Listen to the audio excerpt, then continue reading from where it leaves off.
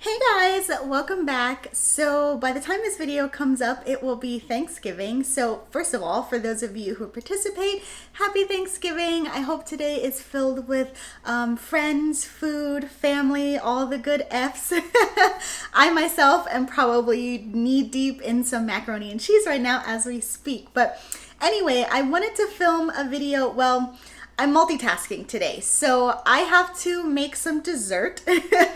And while I'm doing that, I thought I would share with you guys things that I love in books. Now that could be tropes, that could be particular settings that I find myself gravitating towards. It's a short list, but it's still things that I find myself continuously drawn toward. And for the most part, if a book has any of these things, be it written on the back cover or I hear in a review that it contains any of these, I have to read it. So without further ado, watch me try and make something. First of all, just big disclaimer, I got this recipe off of Pinterest. It's supposed to be quick, easy, and delicious and Thanksgiving-y. So fingers crossed that it turns out. So without further ado, let's get started.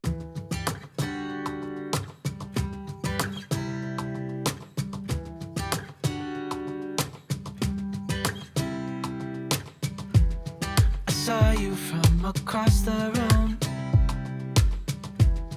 When our eyes met, I never knew that I could feel this way, and it's kinda strange. Don't even know your name. I don't know you, but I want to get to know you. Just wanna get to know you.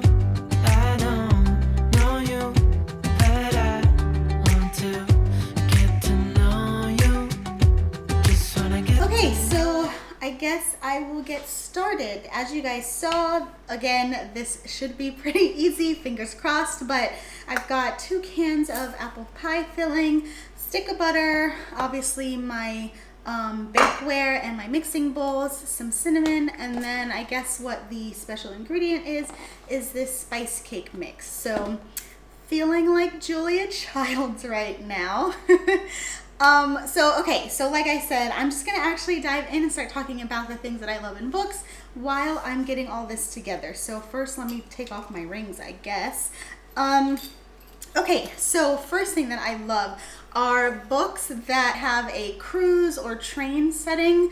I'm a sucker for those. A couple of examples that come to mind are obviously Murder on the Orient Express by Agatha Christie. That's a classic. I also like, keeping with my Murder, She Wrote fandom, I really love, there is a there is a book of the series called Murder on the QE2 that takes place on a cruise ship. So those are a couple of examples. Obviously, I'm sure there are more, but I'm drawing a blank. Okay, so let me melt this butter. Okay, so continuing where I was, that actually leads me into my next favorite trope or thing that I love in book, which is a group of people who are stuck or stranded together. So that blends perfectly with the setting of trains or ships, because obviously when you're on a train or a cruise or anything like that, you can't just, I guess you could hop out, but for the most part, it's not like it takes place in a typical city or urban setting to where the characters kind of come and go as they like. So examples of that are, And Then There Were None, which is another Agatha Christie. So I feel like I'm on a cooking show and I don't know how they do it. So let me just tell y'all what I'm doing right quick. I am taking these apple pie filling cans and I am putting them into this baking dish.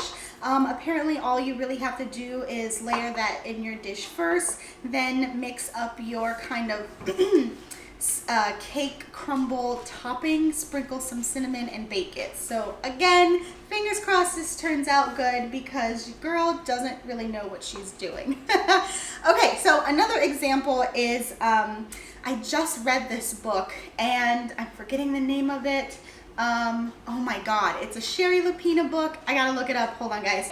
It is an Unwanted Guest by Sheree. I just finished this book like maybe a week or so ago, and it was fantastic. That's another perfect example of when strangers are kind of thrown together. Well, some of them were strangers, some of them weren't, but basically a cast of characters who were thrown together and then they're stranded somewhere. Oh man, that book was so good. And then obviously, And Then There Were None, which is the Agatha Christie book. Probably need a spoon.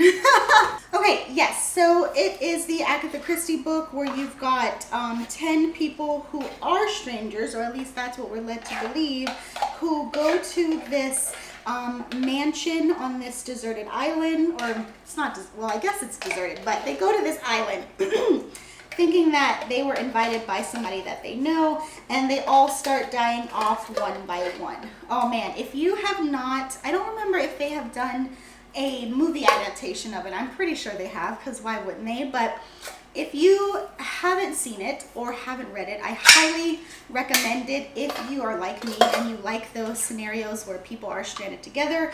It's excellent. Another reason that I like this is because in addition to obviously getting the point of view from different characters, you get this kind of amped up sense of urgency because people start to get stir crazy, and that makes personalities and true intentions come out, suspicions cast amongst different people, whether or not they're guilty.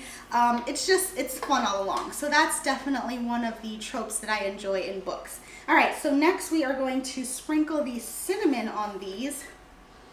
Smells good. Doesn't really say how much cinnamon, so I'm going to eyeball it and hope that that's enough. Okay, so the next thing that I like, I'm just referring to my instructions really quickly.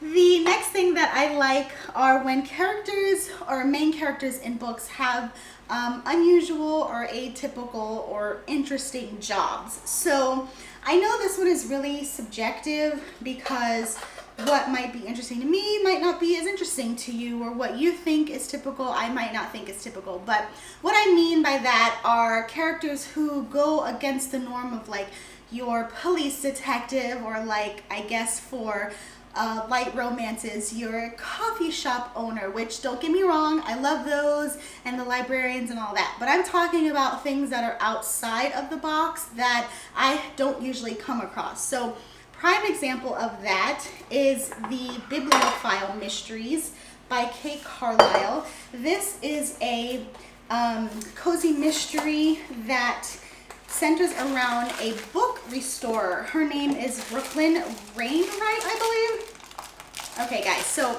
really quickly, because I'm Rachel Raining it over here, I am taking this spice cake and I am mixing the melted butter into it. So, oh, anyway, so yes, Brooklyn Rainwright is a book restorer, which to me that's really interesting. I don't typically, actually, I've never come across a character who has done that, and for that reason I would say that that is an unusual job.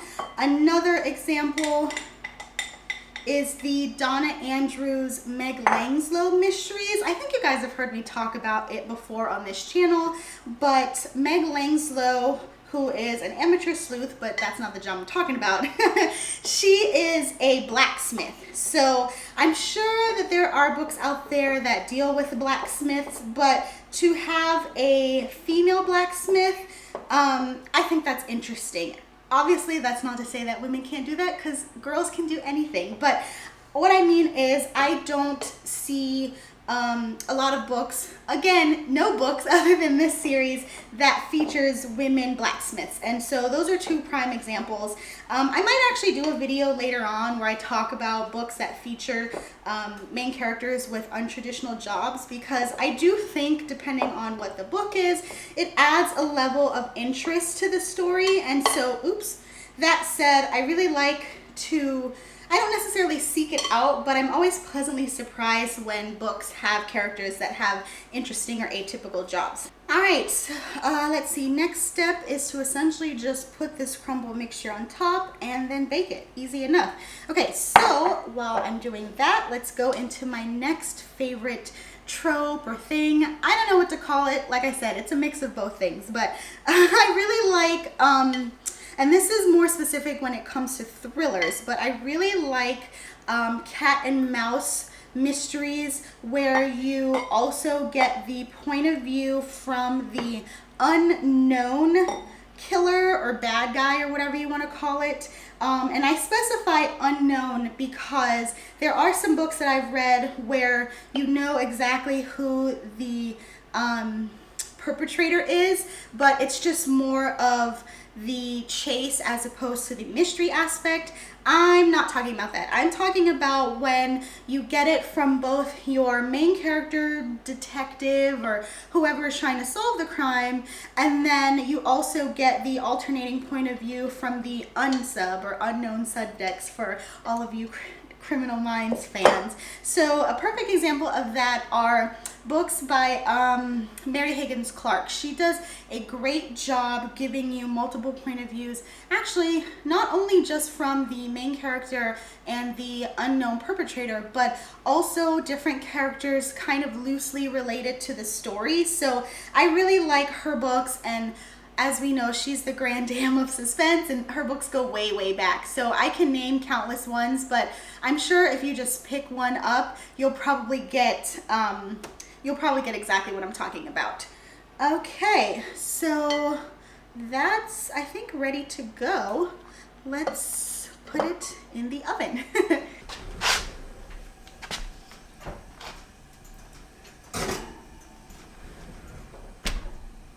Okay, so I just put it in the oven for 30 minutes to bake, and while we are waiting on that, let me just quickly talk about the last couple of things that I love in books.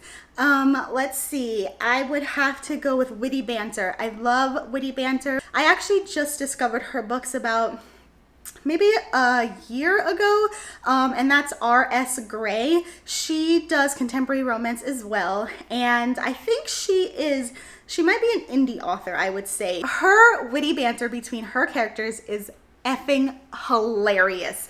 I mean, I have not laughed so hard as to when I have read some of the dialogue between her characters, and I've read about, let's see, I've read a good amount, maybe like 5 of her books so far, and within a short span, because I read the first book, I thought it was amazing, and then quickly in a short amount of time read a bunch of her other ones, and every single one of them is just so funny. The dialogue has me cracking up, and obviously it also helps progress the plot. It's not just, you know, laughing for laughing's sake, which is great, but her books also have substance, and her characters do develop over time, which obviously is something that you want in not even romance, but just books in general.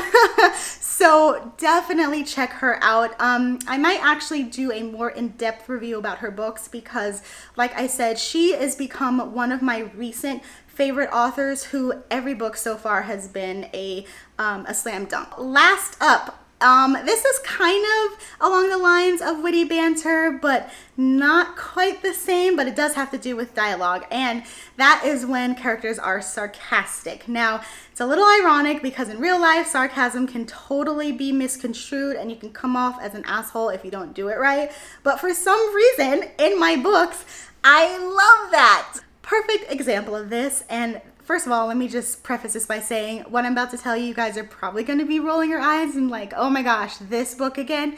Yes, this book again.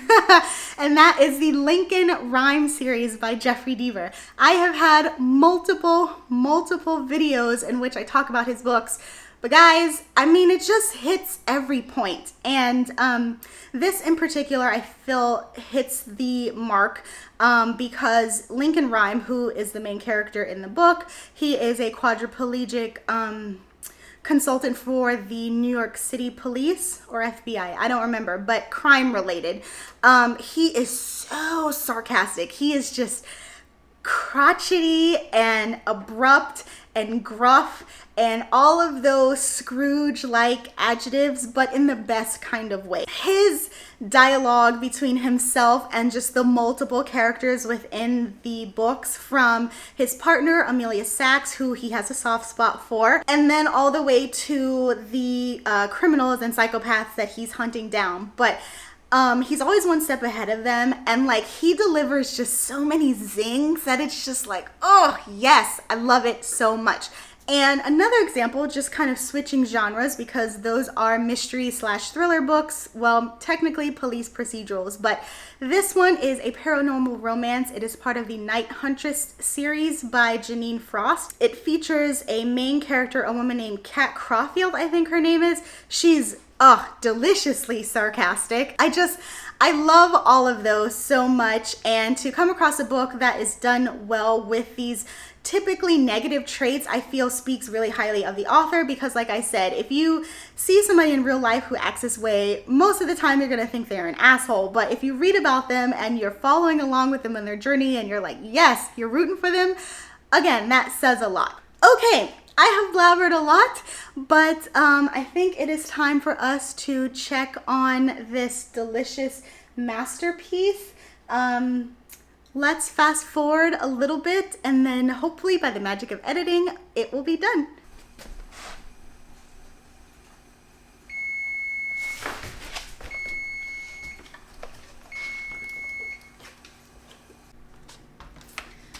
All right, let's take a look. Dun, dun, dun.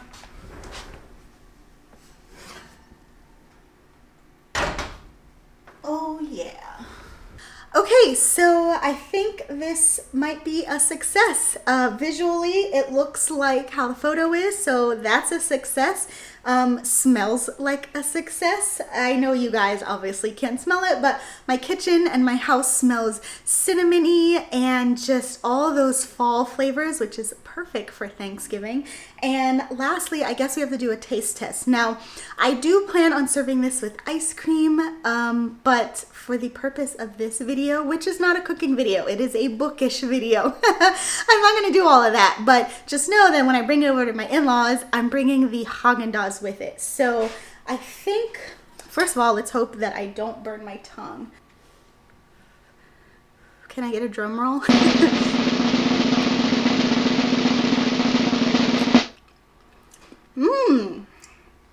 All right, taste-wise, as someone who likes sweets, I'd say that tastes like a success too. So yes, all around successful. I will leave the link to the recipe in case you guys want to try this for yourself. Again, this isn't necessarily a cooking vlog, but I do hope that you enjoyed cooking with me for Thanksgiving while I told you guys about my favorite bookish tropes and things. I still don't know what to call it, but anyway, like I said, this is coming out on Thanksgiving, and so if you're watching it on Thanksgiving, happy Thanksgiving. I hope you guys are having a wonderful day filled with food, family, all those good things, and until next time, guys, bye!